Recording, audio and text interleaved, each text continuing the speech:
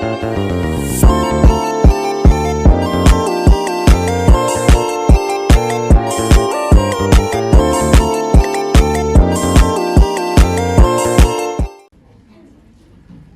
pagi anak-anak. Pagi, Bu. Baiklah, Assalamualaikum warahmatullahi wabarakatuh. Waalaikumsalam warahmatullahi wabarakatuh. Sebelum kita memulai pelajaran pada hari ini, Ibu ingin mengecek daftar hadirnya. Apakah hari ini semuanya hadir? Hadir, Bu. Berarti tidak ada yang tidak hadir kan? Iya, Bu. Nah, langsung saja. Jika memang semuanya sudah hadir di sini, Ibu akan langsung memulai pembelajaran pada hari ini. Itu pelajaran kimia anorganik. Di sini kita akan membahas selanjutnya materi tentang senyawa kompleks. Nah, di sini nanti Ibu akan menjabarkan tentang teori-teorinya dan juga contoh-contoh dari senyawa kompleksnya. Nah, yang pertama kita harus mengerti nih apa pengertian senyawa kompleks. Nah, di sini senyawa kompleks adalah senyawa yang mengandung satu atau lebih ion kompleks, di mana ion kompleksnya itu terdiri dari satu atom pusat berupa logam transisi ataupun logam pada golongan utama yang mengikat anion dan molekul netral yang disebut dengan ligan. Nah, di mana berarti kita dapat menjabarkan ya bahwa senyawa kompleks ini dia itu mengandung satu atau lebih ion yang kompleks. Di mana senyawa kompleks itu dia bermuatan netral. Maka ion kompleks itu akan bergabung dengan ion-ion lain yang disebut dengan counter ion. Nah, jadi apa tadi yang bergabung dengan ion-ion lain disebut dengan apa? Counter ion. Ya, bagus. Nah, di mana ion kompleks itu akan bermuatan positif dan counter ion pasti akan bermuatan negatif. Dan itu akan terjadi pada kebalikannya dan juga sebaliknya dari senyawa kompleks tersebut. Nah, setelah kita mengerti tentang pengertian dari senyawa kompleks, kita akan masuk pada susunan senyawa kompleks. Nah, di mana ini tuh dari para ahli itu siapa namanya? Alfred Wegener dari tahun 1866 sampai 1919. Nah, di mana dia mengatakan nih kalau senyawa kompleks itu tersusun atas ion logam transisi yang dikelilingi oleh ion atau molekul lain yang disebut dengan ligan. Seperti tadi yang sudah dijelaskan dari pengertian senyawa kompleksnya, berarti dia itu lebih ke logam transisi berarti ya senyawa kompleks. Jadi berdasarkan jumlah atomnya, nah di sini ada pembagian ligan nih dari senyawa kompleksnya, karena dia itu disebut dengan ligan kan. Nih pembagian ligan dari senyawa kompleks ada 3 ligan. Apa ligan yang pertama? Ligan Lalu ligan yang kedua ada ligan bidentat. dan ligan yang ketiga ada ligan Polidentat. Untuk ligan monodentat, coba siapa satu yang mau membaca? Oke, baca, silakan. Ligan yang terkoordinasi ke atom logam melalui satu atom saja disebut ligan monodentat. Misalnya F, Cl, H2O, dan CO. Kebanyakan ligan adalah anion atau molekul netral yang merupakan donor elektron. Nah, berarti jelas ya, untuk ligan monodentat ini berarti dia satu atom saja. Misalnya itu ada F, Cl, H2O, dan juga CO. Itu contohnya. Terus untuk ligan bidentat, siapa yang mau membacanya? Yora. Ya udah, Ibu aja yang baca. Yaitu jika ligan tersebut terkoordinasi pada logam melalui 2 atom disebut logam bidentat. Di mana ligan ini terkenal di antara ligan polidentat, ligan bidentat yang netral termasuk di antaranya ada anion, diamin, disfosfin, dan dieter. Nah, selanjutnya yang terakhir tuh ada ligan polidentat.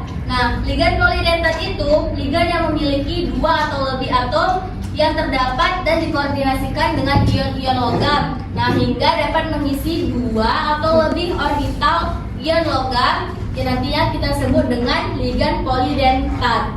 Nah, jadi dapat kita simpulkan nih kalau ligan ini perbedaannya di antara ketiganya. Monodentat itu satu atom saja. Kalau bidentat dia berkoordinasi. Terus kalau polidentat dia dari 1 atau 2 atom. Nah, itu pembagian dari ligan dari senyawa kompleks. Nah, di sini setelah kita mengetahui ligannya, nanti kita akan mempelajari tata nama juga. Nah, di sini ada tata namanya, yaitu dalam menuliskan nama dari senyawa kompleks ini ada aturannya, ada dasarnya. Ini ada 2 dasar aturan untuk menuliskan tata nama. Yang pertama, nama ion positifnya dalam senyawa kompleks kita tuliskan di awal dan diikuti dengan nama ion negatif. Berarti kalau misalkan kita menuliskan nama senyawa kompleks itu harus dengan yang positif dulu di awal, lalu baru yang negatif. Nah, lalu yang kedua yaitu untuk menuliskan nama ion kompleks. Berarti nama ligan dituliskan pertama, terus diurutkan secara alfabet tanpa memandang jenis muatannya, diikuti oleh nama logamnya. Berarti kita harus menulisnya sesuai alfabet, berarti kayak A, B, C, D secara berurut gitu ya, tanpa melihat muatannya. Misalkan Cl ini lebih muatannya daripada Na gitu, tetap kita menggunakan yaitu alfabetnya gitu untuk penulisan senyawa kompleks. Nah, di sini ada yaitu contoh dari senyawa kompleksnya. Itu ada yaitu ibu memberikan contohnya ada tetrahedral. Nah, di mana tetrahedral ini yaitu merupakan dari senyawa kompleks. Nah, ion logam yang mempunyai subkulit D itu akan terisi penuh seperti Zn2+, biasanya akan membentuk kompleks tetrahedral. Nah, contohnya ion itu ada di pada gambar ini. Untuk contoh senyawa kompleksnya, di mana orbital 4s-nya dan 3 orbital 4p-nya itu dalam Zn2+, dia terhibridisasi membentuk 4 ion orbital sp3. Nah, ini terlihat kan bahwa di sini dia terjadi hibridisasi dalam molekul-molekul senyawa kompleksnya kan dari tetrahedralnya tersebut. Nah, di sini kan kita sudah mempelajari tentang senyawa kompleks, pengertiannya, susunannya, dan juga contohnya. Nah, berarti di sini karena kita sudah menjelaskan setengahnya untuk menambah wawasan materi dan pemahaman kalian, apakah kalian ada yang bertanya sebelum ibu bertanya? Saya Bu. Ya, dipersilahkan. Saya ingin bertanya kepada Ibu, apa saja contoh senyawa kompleks yang umum dijumpai, Bu? Yang biasanya kita jumpai di kehidupan sehari-hari. Jadi ada contoh yang biasanya kita sering jumpain itu, yaitu ada yang pertama biasanya itu ada di hemoglobin. Nah, di hemoglobin itu biasanya dia senyawa kompleks yang ada di dalam darah, yaitu menyangkut oksigen.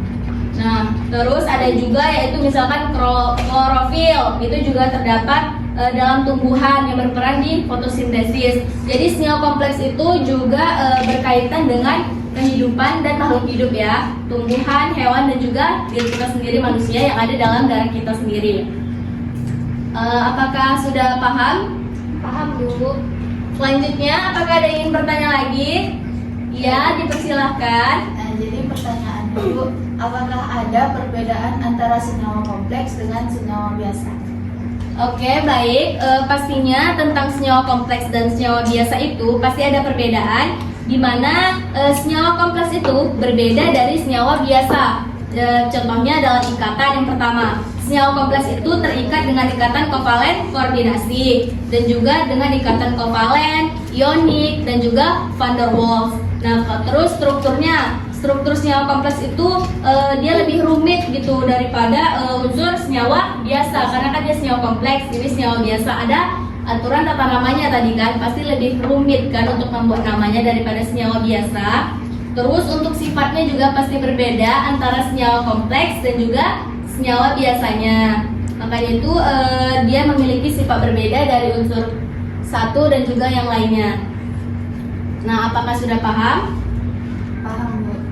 Nah, selanjutnya di sini kita ulangi flashback biar kita ingat kembali. Jadi senyawa kompleks itu mengandung satu atau ion kompleks. Nah, terus di mana dia itu mengikat molekul yang disebut ligan. Paham? Paham. Nah, terus ligannya tadi ada 3, apa aja? Sebutkan satu.